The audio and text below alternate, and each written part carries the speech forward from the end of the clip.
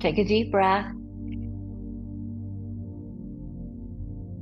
Let that breath circulate and slowly, slowly let it out. Let the breath go. All the way out, let that exhale be longer. And just with that, sometimes just one breath, bring us into our bodies, ground us, present. Welcome to Zenful Conversations. Thank you for being here and sharing your energy and for practicing. We're here in this community for women every single day, and we're in our 6th year. This year, we're taking a look at the Book of Awakening by Mark Nepo. This New York Times bestseller is described as having the life you want by being present. By being present to the life you have. And the message we're offered for this day number 1876 is titled A Great Battle Raging. A Great Battle Raging.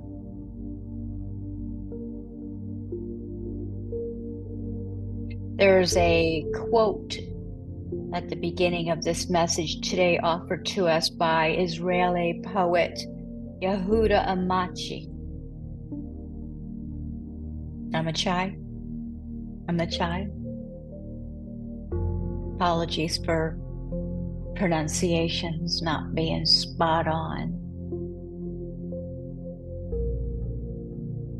The quote is, "There is a great battle raging.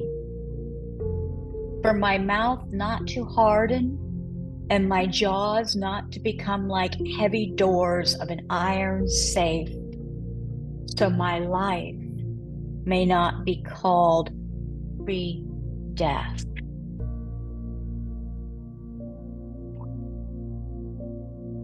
Let's hear it again.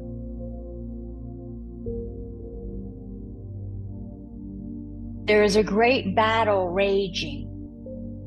For my mouth not to harden, and my jaws not to become like heavy doors of an iron safe,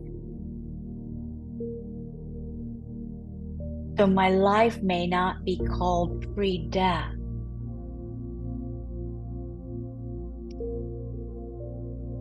There is an ancient Greek myth that carries within it, like a message in a bottle, one of the most crucial struggles we face as living beings.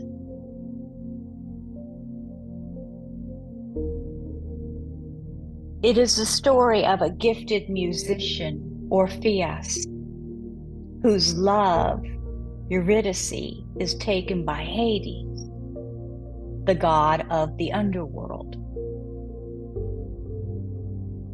Orpheus is so grief-stricken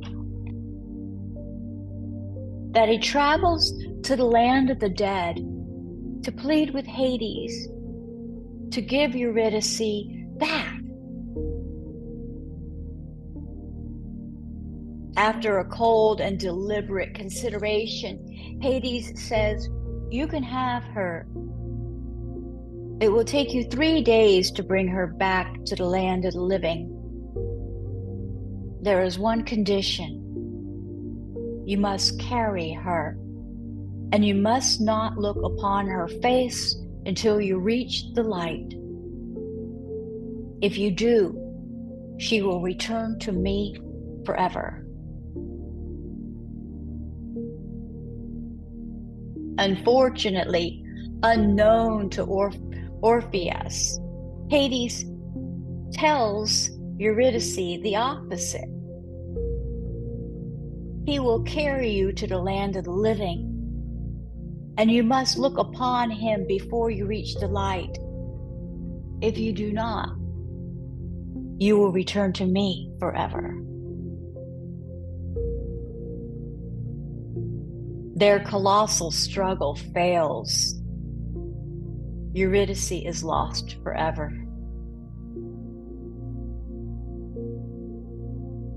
The struggle for us, though, is ongoing. For there is a Orpheus in each of us that believes, if I look, I will die. There is also a Eurydice in each of us that believes, if I do not look, I will die.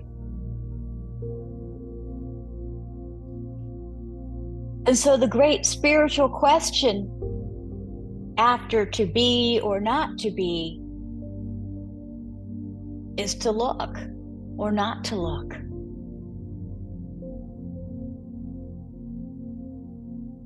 The personal balance we arrive at determines whether we make it out of hell or not. Let's take a breath.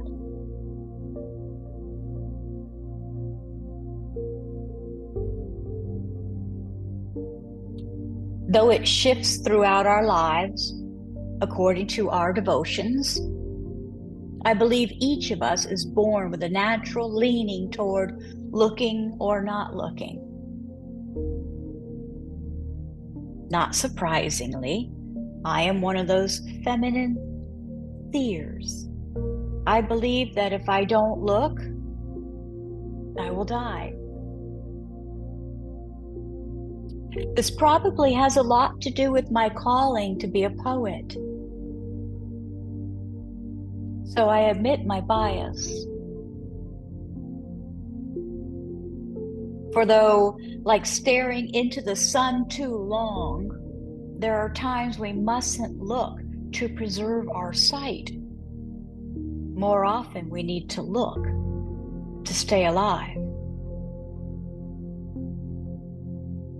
Like each of us, I struggle with both. To be the keeper of secrets or the discoverer of truths. No one can tell us how. We have to work this great battle again and again to leave the underworld, not to harden, and to make our way back to the land of the living. Just take a breath.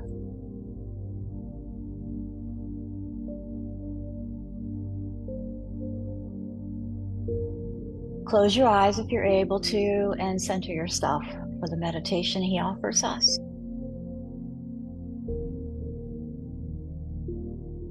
Center yourself and breathe steadily.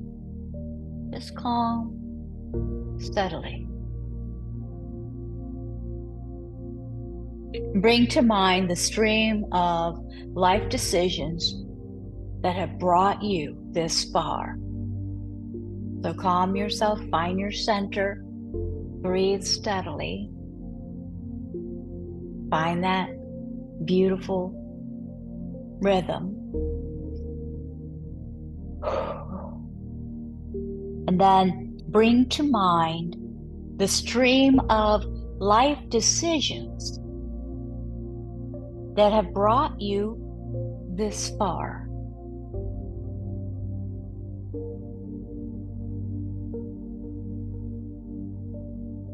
And as you slow your breathing, try to understand which has defined your time on earth.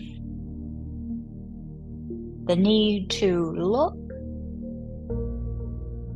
or the need not to look.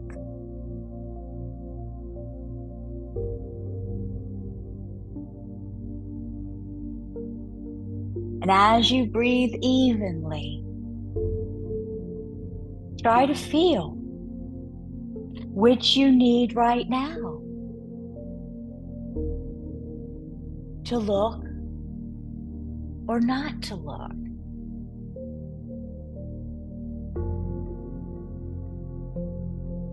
Which Which one will bring you more fully into the land of the living? Wow.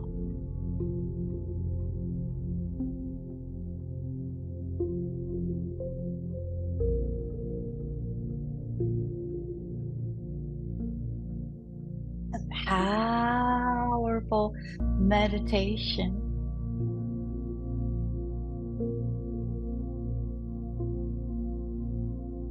Then it's going to go over the meditation today a little bit.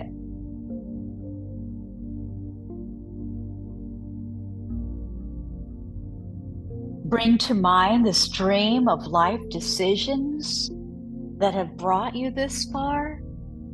Did you feel that? A whole life laid out. And try to understand which has defined your time on earth thus far, right? The need to look or the need not to look. Which one, when you're bringing that whole stream of life decisions that have brought you this far, try to understand which one has defined your time on earth. The need to look or the need not to look. But this last part of it, try to feel which one you need right now, to look or not to look. Which one will bring you more fully into the land of the living? We can do it differently. Try to feel which you need right now. Wow.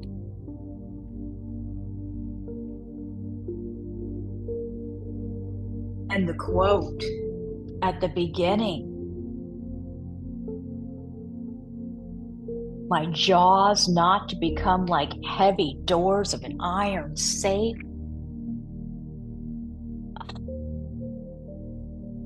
And I don't know how many times in your class we say, release the jaw.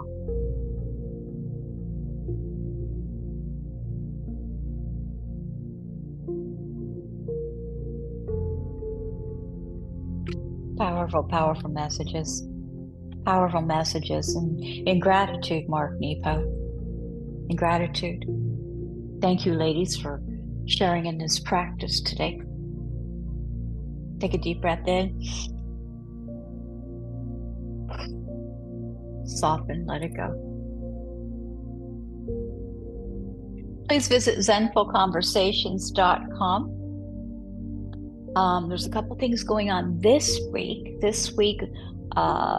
Wednesday, well, we have our Monday morning strength class.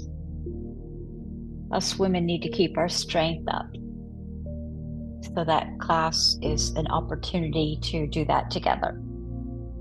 Wednesday, we have 4 p.m. Eastern. We have our guest speaker this week, Phyllis Ginsburg. Phyllis Ginsburg's new book, Empowered You. I have it over there. I'll bring it tomorrow to show. But that is a free conversation open to the public. Zenfulconversations.com is where you can sign up for that.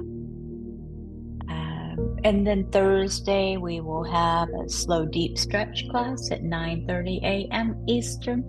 And then 4 o'clock, we have the Zenful breath, 4 p.m. Eastern. That's just a quiet interlude practice. That's this week. And then Friday, 9:30 a.m., we're going to have a restorative